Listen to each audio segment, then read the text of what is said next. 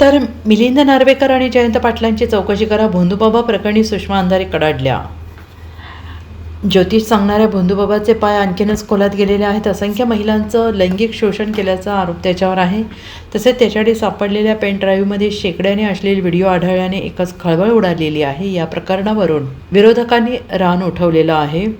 ठाकरे गटाच्या नेत्या सुषमा अंधारे यांनी या प्रकरणावरून कथित बाबा अशोक खरातवर कठोर कारवाईची मागणी केलेली आहे. तसेच या बाबाशी जवळचे संबंध असणाऱ्या महिला आयोगाच्या अध्यक्षा रुपाली चाकणकर यांचा राजीनामा घेण्याची मागणी त्यांनी केलेली आहे. हा भोंदूबाबा नाही तर विकृत बाबा आहे. याच्याशी रुपाली चाकणकर, सुनील तटकरे, सरोज अहिरे, जयंत पाटील, निलेश लंके यांचे संबंध होते असा कळवळजनक दावा सुषमा अंधारे यांनी केलेला आहे. तसेच एकनाथ शिंदे हे या बाबाकडे नेहमी जात होते.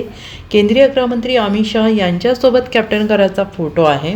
हे अत्यंत महत्त्वाचं आहे. असं सांगताना जयंत पाटील, मिलिंद नार्वेकर या भोंदूबाबाकडे गेले असतील तर त्यांचीही चौकशी करा. माझ्या पक्षाचा कोणी यात अडकला असेल तर त्याचीसुद्धा गैक केली जाऊ नये. हा प्रश्न लेकीबाळींच्या इब्रतीचा आहे असं सुषमा अंधारे यांनी म्हटलेलं आहे.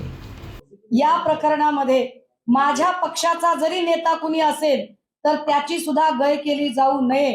कारण हा प्रश्न महिलांच्या अस्मितेचा आहे. हा प्रश्न लेकीबाळींच्या इब्रतीचा आहे. या प्रश्नाच्या आड कुठल्याही पक्षाचं पक्षीय राजकारण येता कामा नये ही ठाम भूमिका आहे माझी. मिलिंद नार्वेकर, निलेश लंके, दीपक केसरकर असतील, जयंत पाटील असतील, यांना पण तुम्ही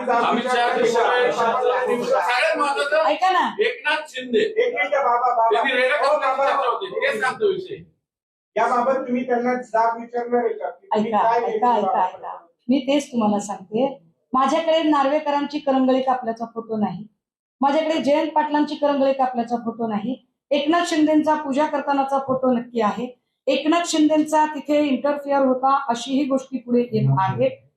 एकनाथ दीपक केसरकर दर महिना दीड महिन्याला तिकडे जात होते असं ते पत्रकार दत्तात्रय खेमनार यांचं म्हणणं आहे.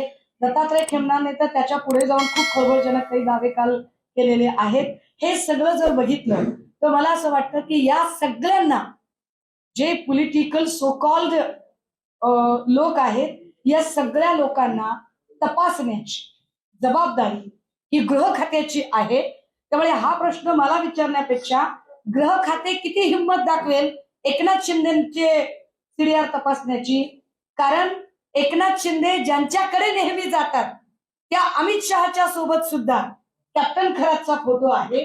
हे फार महत्वाचं. सगळ्यांची चौकशी गृह खात्याने जर मनावर घेतला आहे, अहो जयंत पाटलांची पण करा, नार्वेकरांची पण करा. मी काय म्हटलं, माझ्या पक्षाचा जरी कुणी याच्यात अडकला तर त्याची सुद्धा गय केली जाऊ नये. प्रश्न लेकीबाळींच्या इब्रतीचा आहे. मुद्दा हा आहे की या सगळ्यांमध्ये आता आम्हाला चाकणकरांची अरेस्ट जास्त महत्वाची वाटते.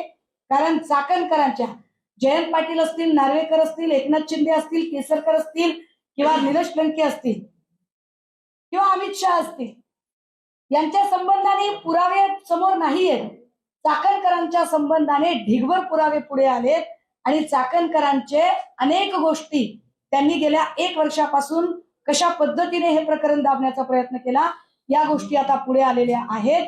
त्यामुळे ज्याला क्रिमिनल कॉन्स्पिरन्सी असं म्हटलं जातं की गुन्हा घडवण्याच्या दृष्टीने जे कटकारस्थान असतं त्यात त्यांचा सक्रिय सहभाग आहे असे कालपासून दत्तात्रय खेमनार आणि अनेक लोक जे मांडत आहेत त्या संबंधाने झालेला जो पत्रव्यवहार आहे त्यात ते स्पष्ट दिसतं. त्यामुळे रुपाली चाकणकरांची तात्काळ अटक होणे आणि नार्को टेस्ट होणे गरजेचे आहे. Bureau report, SBR Marathi, Mumbai.